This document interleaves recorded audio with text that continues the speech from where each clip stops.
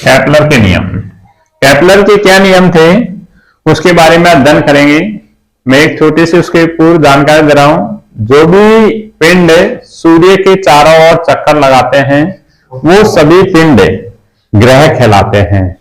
वे पिंड जो सूर्य के चारों ओर चक्कर लगाते हैं उन्हें हम ग्रह कहते हैं, तथा जो ग्रहों के चारों ओर चक्कर लगाते हैं उन्हें हम उपग्रह कहते हैं। ठीक है। अब ग्रहों से संबंधित सूर्य के चारों ओर जो चक्कर लगा रहे हैं ग्रह, उनसे संबंधित केपलर ने 3 नियम प्रतिपादित किए। अब ये 3 नियम क्या है कि फर्स्ट नियम है कि प्रथम नियम केपलर का प्रथम नियम क्या है?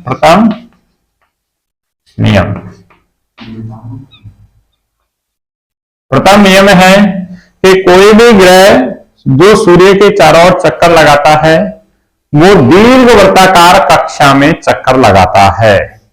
कोई भी ग्रह जो सूर्य के चारों ओर चक्कर लगाता है वो दीर्घवृत्ताकार कक्षा में चक्कर लगाता है। अर्थात कोई भी, जैसे मान लीजिए, और इस दीर्घवृत्ताकार कक्षा के 2 केंद्रों में से किसी एक केंद्र पर सूर्य स्थित होता है। कोई भी ग्रह जो सूर्य के चारों ओर चक्कर लगाता है वो दीर्घवृत्ताकार कक्षा में चक्कर लगाता है। इस दीर्घवृत्त के 2 केंद्रों में से एक केंद्र पर सूर्य स्थित होता है। ये कोई भी पिंड चक्कर लगा रहा है वो कैसे चक्कर लगा रहा है? दीर्घवृत्ताकार कक्षा में चक्कर लगाता है। ये केपलर का प्रथम नियम है। द्वितीय नियम क्या है केपलर का?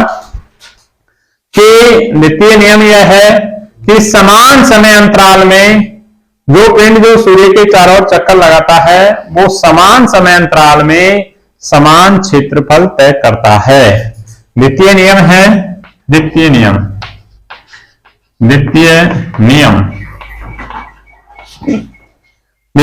है सूर्य के चारों ओर चक्कर लगाने वाले ग्रह समान समय अंतराल में समान क्षेत्रफल तय करते हैं। अर्थात देखिए, मान लीजिए ये पिंड इस बिंदु ए से बी तक जाने में मान लीजिए समय अंतराल डेल्टा टी लेता है, उतना ही डेल्टा टी समय अंतराल जब उसके पास होता है तब मान लीजिए सी से और डी तक जाने में भी डेल्टा टी समय लेता है। इसमें भी डेल्टा माने समान समय अंतराल में समान क्षेत्रफल तय करता है।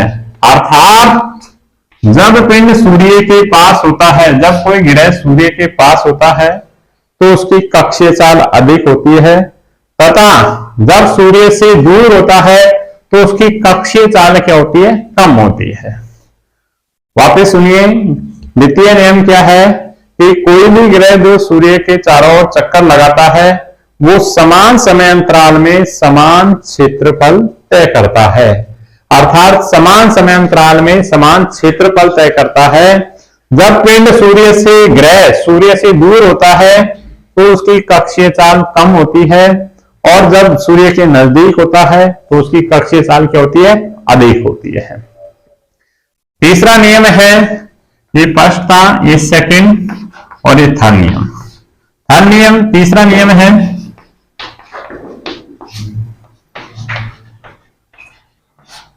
नियम है कोई भी ग्रह जो सूर्य के चारों ओर चक्कर लगा रहा है उसमें समान उसके एक आवर्त काल का वर्ग उसकी त्रिज्या के घन के समानुपाती होता है। कोई भी ग्रह जो सूर्य के चारों ओर चक्कर लगा रहा है तो उसके आवर्त काल का वर्ग उसके त्रिज्या के घन के समानुपाती होता है। अर्थात मान लीजिए आवर्त काल क्या है? माना कि कैपिटल P है, तो उसका वर्ग उसकी त्रिज्या के घन के समानुपाती होता है। ये तीसरा नियम है। तो इसको हमें ऐसे व्यक्त कर सकते हैं। ठीक है, ये केपलर ने 3 नियम प्रतिपादित किए थे जो ग्रहों से संबंधित थे जो सूर्य के चारों ओर चक्कर लगा रहे हैं। ठीक है, अब हम याद करते हैं गुरुत्वाकर्षण बल। गुरुत्वाकर्षण बल क्या है उसके बारे में, ठीक है। अब देखिए गुरुत्वाकर्षण बल क्या है? गुरुत्वाकर्षण बल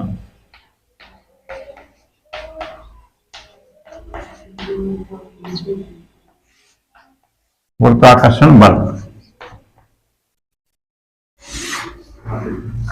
गुरुत्वाकर्षण बल क्या है कि वैसे तो एक बार क्या है, न्यूटन नामक का वैज्ञानिक था और उस वैज्ञानिक के जब प्ले रोग आया था तो यूनिवर्सिटी से गांव में गया, और गांव में गया तो उसने देखा वो बाग के एक बगीचा था उसमें बैठा हुआ था। जब वो बैठा हुआ था तो उसने देखा कि ऊपर से एक सेब आके उसके सिर पर गिरता है, तो उसने सोचा कि सेब नीचे की ओर ही क्यों आया है, ऊपर की ओर क्यों नहीं गया। फिर उसने उसको सेब को वापस उछाला, फिर वापस नीचे आ गया, फिर वापस उछाला, फिर नीचे आ गया। फिर अन्य वस्तुओं को भी ऐसे ही ऊपर उछाला और उसने देखा कि बहुत सारी वस्तुएं नीचे की ओर आती हैं। उसने कहा कि पृथ्वी के अंदर एक आकर्षण का बल है जिसको उसने नाम दिया गुरुत्वाकर्षण बल, वो सभी वस्तुओं को अपनी ओर खींचती है। पृथ्वी के अंदर एक ऐसा आकर्षण का बल है जो सभी वस्तुओं को अपनी ओर खींचती है, उस बल को उसने नाम दिया गुरुत्वाकर्षण बल। ये जो गुरुत्वाकर्षण बल है वो उनके द्रव्यमानों के गुणनफल के समानुपाती होता है। गुरुत्वाकर्षण बल पिंडों के द्रव्यमानों के गुणनफल के समानुपाती होता है तथा उनके बीच की दूरी के वर्ग के व्यतक्रमानुपाती होता है। मान लीजिए पृथ्वी का द्रव्यमान मान लीजिए हमने माना कैपिटल एम है और किसी पिंड है जिसका द्रव्यमान मान लीजिए स्मॉल है। इनके द्रव्यमान केंद्रों के मध्य की दूरी मान लो स्मॉल आर है। उस कंडीशन में इनके बीच लगने वाला गुरुत्वाकर्षण का बल न्यूटन के अनुसार लगने वाला गुरुत्वाकर्षण का बल F उन दोनों पिंडों के द्रव्यमानों के गुणनफल के समानुपाती होता है। उनके बीच की दूरी के वर्ग के व्यतक्रमानुपाती होता है। F उसके बीच की दूरी कितनी है R, उसके वर्ग के क्या होता है व्यतक्रमानुपाती। ये समीकरण नंबर 2। समीकरण 1 और 2 से हम क्या कह सकते हैं, 1 व 2 से हम कह सकते हैं कि F समानुपाती है capital M small m upon R का स्क्वायर। ठीक है, या एक नियतांक F बराबर से हमने एक नियतांक लिया G capital M small m upon R का स्क्वायर। ठीक है, ये गुरुत्वाकर्षण बल है। ये क्या है, गुरुत्वाकर्षण बल। इस बल को गुरुत्वाकर्षण बल, क्योंकि दो पिंडों के बीच लगने वाला गुरुत्वाकर्षण बल क्या है, F बराबर G capital M small m upon R का स्क्वायर, जहां G सार्वत्रिक गुरुत्वाकर्षण नियतांक है। जहां G सार्वत्रिक गुरुत्वाकर्षण नियतांक, इसका मान है 6.67 इंटू 10⁻⁻11 न्यूटन डॉट मीटर का स्क्वायर अपॉन किलोग्राम का स्क्वायर, इसका मान है। G क्या है, सार्वत्रिक गुरुत्वाकर्षण नियतांक। सार्वत्रिक गुरुत्वाकर्षण नियतांक है। इस G का अगर हम विमीय सूत्र लिखते हैं, G का विमीय सूत्र, G का विमीय सूत्र, विमीय सूत्र, अगर G का विमीय सूत्र देखते हैं तो G बराबर, देखो इसमें हम निकालेंगे तो G बराबर से हमारे पास है F डॉट R का स्क्वायर बटा capital M dot small m, ये रहेगा। प्रत्येक का विमीय सूत्र लिखते हैं तो हमारे पास क्या रहता है, बल का विमीय सूत्र होता है M1 L1 T-2, R का होता है तो L का स्क्वायर, M1 और M capital M small m दोनों द्रव्यमान हैं तो M की पावर 2। हमारे पास टोटल देखते हैं m की पावर, ये ऊपर जाएगी तो माइनस के 2 प्लस का 1 तो माइनस का 1, l की पावर 1 2 कितनी होंगी, l की पावर 3, t की पावर -2। ठीक है, ये हमारे पास सार्वत्रिक गुरुत्वाकर्षण नियतांक का विमीय सूत्र है। m की पावर -1, l की पावर 3, t की पावर -2, ये इसका विमीय सूत्र होता है। ठीक है, ये बल है। तो बल को वापस बता रहा हूं, दो पिंडों के बीच लगने वाला आकर्षण का बल उन दोनों पिंडों के द्रव्यमानों के गुणनफल के समानुपाती होता है तथा उनके बीच की दूरी मान लीजिए r है, तो बीच की दूरी के वर्ग के व्यतक्रमानुपाती होता है। समीकरण 1 और 2 से f समानुपाती है capital M small m upon r का स्क्वायर। f बराबर एक नियतांक ले लिया g capital M small m upon r का स्क्वायर। g सार्वत्रिक गुरुत्वाकर्षण नियतांक है। ठीक है, ये सार्वत्रिक गुरुत्वाकर्षण नियतांक का जो विमेय सूत्र होता है वो होता है m की पावर -1 l की पावर 3 t की पावर -2। ये उसका विमेय सूत्र होता है। ठीक है, ये क्या था हमारे पास न्यूटन के अनुसार गुरुत्वाकर्षण बल। ये प्रकृति के अंदर क्योंकि पृथ्वी अपनी ओर खींचती है इसलिए इस बल को गुरुत्वाकर्षण बल नाम दिया है। अब पढ़ते हैं गुरुत्वीय त्वरण।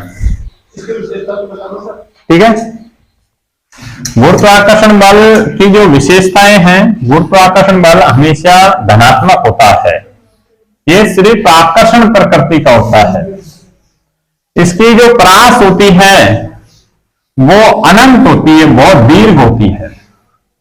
गुरुत्वाकर्षण बल की परास दीर्घ होती है, बड़ी होती है और एक बड़े क्षेत्र में बड़ी दूरी तक ये कार्य करता है। इस पर तो इस देखिए गुरुत्वाकर्षण बल की जो विशेषताएं हैं वो क्या है। गुरुत्वाकर्षण बल प्रकृति का सबसे दुर्बल बल है वैसे, और ये हमेशा आकर्षण प्रकृति का होता है क्योंकि ये द्रव्यमानों के बीच लगता है। द्रव्यमान हमेशा पॉजिटिव होता है, इसलिए हमेशा कैसा होता है, आकर्षण प्रकृति का होता है। इसकी जो परास होती है जो दीर्घ होती है। ठीक है, गुरुत्वीय त्वरण देखिए, गुरुत्वीय त्वरण हेडिंग है गुरुत्वीय त्वरण।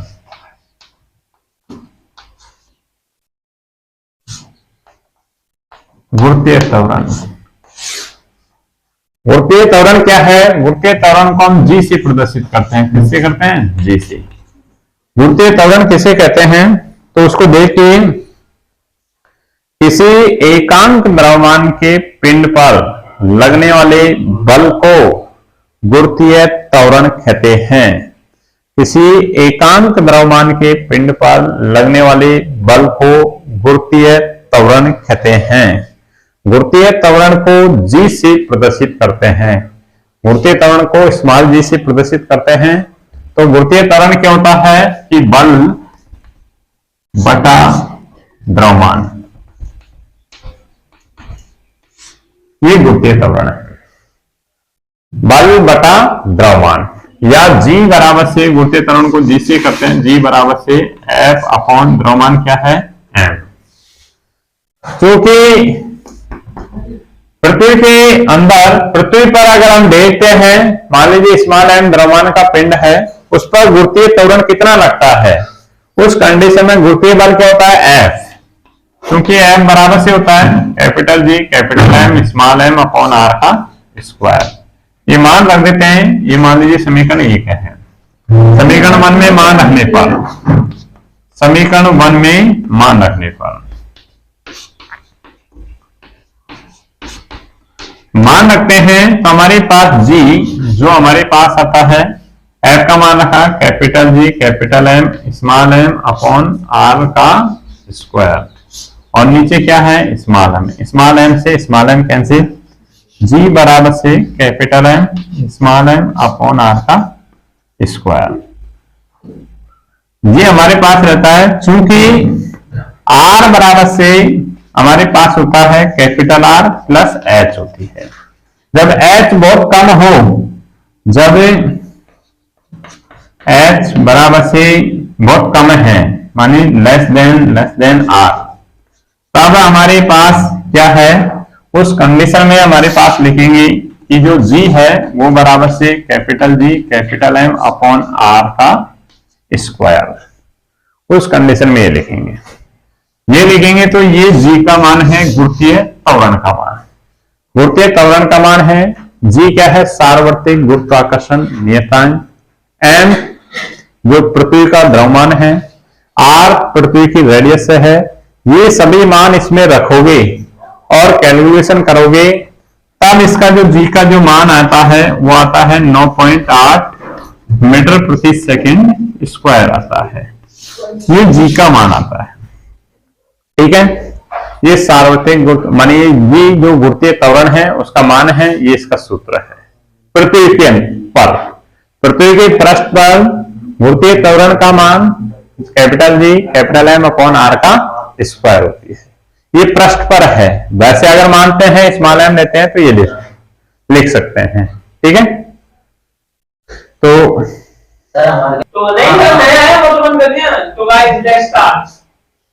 देखिए अब हम बता रहे हैं गुरुत्वीय त्वरण का मान कैसे परिवर्तित होता है। तो गुरुत्वीय त्वरण का मान पृथ्वी की सतह से जैसे जैसे ऊपर जाते हैं तो क्या परिवर्तन होता है, गुरुत्वीय त्वरण का मान जैसे गहराई पर जाते हैं तो कैसे परिवर्तित होता है, उसको ज्ञात करते हैं। पहले हमें गुरुत्वीय त्वरण का मान ऊंचाई के साथ परिवर्तन, फर्स्ट है ऊंचाई के साथ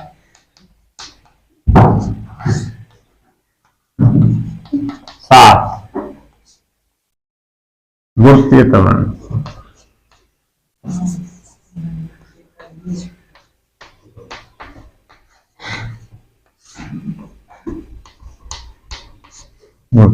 ऊंचाई के साथ गुरुत्वीय त्वरण,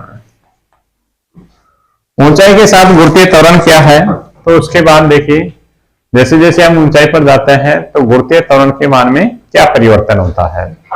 जैसे मान लीजिए ये कोई पृथ्वी का सतह है और इस पृथ्वी की रेडियस कितनी है, मान लीजिए कैपिटल आर है, ये हमने माना है।